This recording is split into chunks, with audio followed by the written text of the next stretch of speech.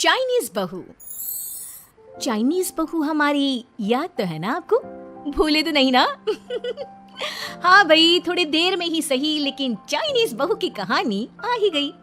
क्या हो रहा है ये देश में? चाइना ने तो आतंक ही मचा रखा है। अरे क्या हो गया, क्यों चाइना को कोसता रहता है? भूल मत, तेरी ससुराल चाइना की ही है।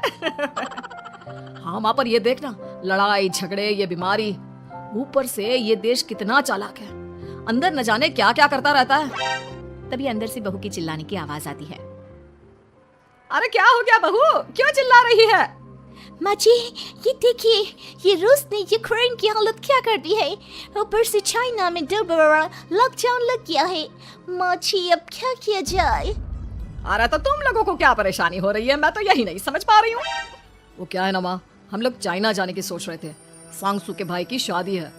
तो क्या? अरे कौन सा उन लोगों के यहाँ भाई घोड़ी चढ़ता है जो बहन काजल लगाकर नेक लगी? माँ जी, उसकी आंखें बहुत छोटी छोटी है, उसमें या तो पुतली रह सकती है या काजल। साले की पुतली निकाल कर काजल लगा दो, अंधा कहीं का।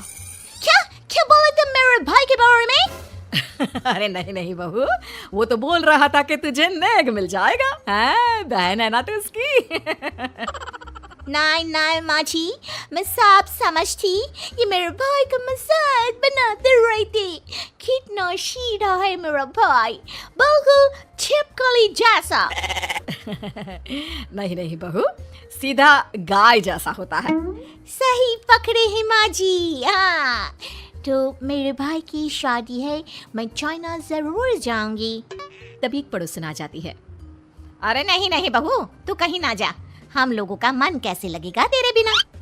ले बहू, तेरे भाई के लिए ये शॉल रख ले, हमारी तरफ से गिफ्ट कर देना। अरे सब कितने अच्छे हैं, मेरी चाइनीज बहू को कितने प्यार से तुम लोगों ने एक्सेप्ट कर लिया। सच में बड़ी भाग्यशाली हूँ मैं। कैसी बात कर रही है? ये तो हम लोगों के देश की खूबसूरती है कि हर किसी को दिल से अपना लेते हैं, बस वो भी दिल से हमें अपना समझे। कैसी बात कर रही है आंटी जी? मेरे लिए आप सब सासू माँ जैसी ही हैं। मुझे भारत बहुत अच्छा लगता है, ये सबसे अच्छा देश है, मेरा भारत महान।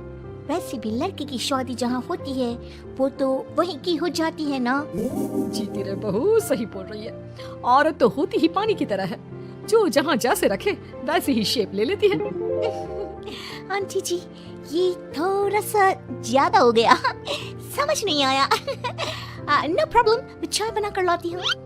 फिर क्या, वो दिन भी आ जाता है जब बेटे बहू को चाइना जाना पड़ता है। वहाँ जाकर बहू का भाई कहता है, मेरी बहन आ गए, मेरी बहन आ गई। मैंने सबको बोला कि सब हिंदी में बात करेंगे, नहीं तो बहन नाराज हो जाएगी। थैंक्स बॉय, हिंदी मेरी भाषा है, अब मुझे उसी में बात करना अच्छा लगता है। आपने जीजा जी से मिलो। ओ बहन, तुम अंदर चलो। सभी बहू को अंदर लेकर चले जाते हैं, लेकिन सांगसू का पति, वो तो बेचारा चाइना के ससुराल के आंगन में अकेला खड़ा रहता है। काफी देर तक जब कोई उसे नहीं पूछता तो वो माँ को घर पर फोन करता है। हाँ बेटा, पहुँच गए ना कुशल मंगल? हाँ माँ, लेकिन सांगसू पता नहीं कहाँ है, वो तो अंदर गई है तब से बाहर आई ही नहीं। अरे कैसी बात कर रहा है, तो तू अंदर चला जा, तू बाहर क्यों है? अरे दामाद है तू वहाँ का, उन लोगों ने तुझे बिठाया, चाय पानी कुछ नहीं पूछा? नहीं ना माँ। तभी सामने से सांगसू आती है। क्यों आप अभी तक तैयार नहीं हुए? और ये बैग लेकर क्यों कमरे से बाहर आए? इसे वहीं रख देते। कमरा? कौन सा कमरा? अरे कैसी बात कर रही हो, जब से तुम अंदर गई हो मैं बाहर ही तो खड़ा हूँ। बहू को बहुत हैरानी होती है और गुस्सा भी आता है। तभी उसका भाई और माँ आ जाते हैं। और सांगसू, अंदर खाना लग गया है। पहले ये बताओ कि मेरे पति को किसी ने खाना या पानी क्यों नहीं पूछा? वो भारत से ससुराल पहली बार आया है, वो भी मेरे कहने पर। उनकी इज्जत क्यों नहीं की? देख बेटी, तूने जबरदस्ती जिद में शादी की थी तो हम लोगों ने कर दी, लेकिन अब तुम ये सोचो, पूरी चाइना में मैं इस इंडियन को अपना दामाद बताऊं? So sorry. हाँ सांगसू, और तुम भी चुप रहना, नहीं तो वो लोग मेरी शादी तोड़ देंगे। ओह ऐसी बात है, कोई बात नहीं, मैं बाहर होटल में रह लेता हूँ, तुम वही करो जो ये लोग चाहते हैं। कैसी बात कर रहे हो? शादी के बाद पति जैसा भी हो, जो भी हो, पति होता है।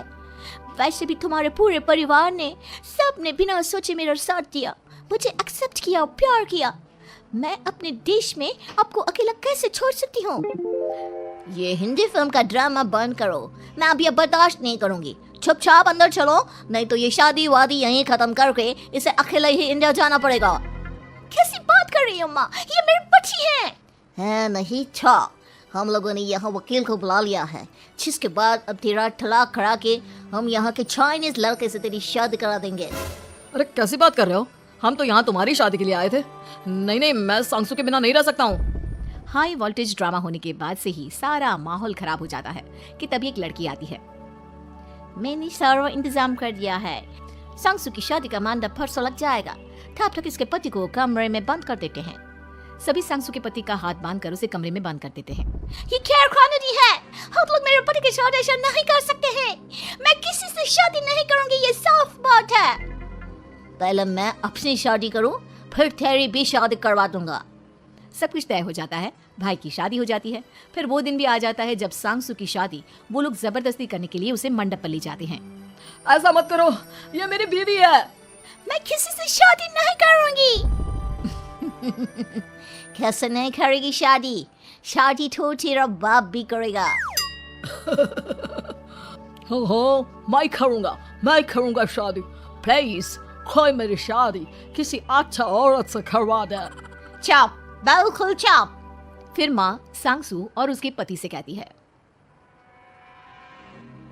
तुम लोगों का बच्चा मेरी कैद में है। अगर तुम लोगों ने कोई भी होशियारी की तो मैं इस बच्चे को मार दूंगी। दोनों माँ का रूप देखकर हैरान हो जाते हैं। बच्चे की खातिर दोनों शांत हो जाते हैं और शादी की रस्में शुरू हो जाती है कि तभी सांसू की सास पुलिस के साथ आ जाती है। माँ, सरसू माँ आ गई, मेरी माँ आ गई। माँ प्लीज हम लोगों को बचाकर वापस ले चलो। पुलिस सभी को गिरफ्तार कर लेती है। बेटी के बच्चे को मारने की धमकी तो कोई चुड़ैल ही दे सकती है। अरे तो ये चुड़ैल ही तो है। ये सही बोल रहे हैं, ये औरत किसी चुड़ैल से कम नहीं है। तभी उन लोगों का बच्चा भी आकर सांसू के गले लग जाता है। माँ, तू सही समय पर आ गई, लेकिन तुझे कैसे पता चला कि यहाँ ये सब हो रहा है? बेटा, ये चाइनीज लोग ना होते ही धोखेबाज है। इन लोगों पर मुझे भरोसा नहीं था, इसलिए मैंने तेरे फोन को हमेशा के लिए मेरे फोन से अटैच कर दिया था, जिससे तेरे आसपास होने वाली सारी बात मैं सुनती रहूं। उस दिन भी मेरी तेरी बात हो रही थी तो तेरा फोन ऑन था, मैं सब समझ गई थी। मुझे माफ कर दो। नहीं, बिल्कुल नहीं। चलिए माँ जी, इंडिया वापस चलते हैं। आज के बाद मैं यहाँ कभी नहीं आऊंगी।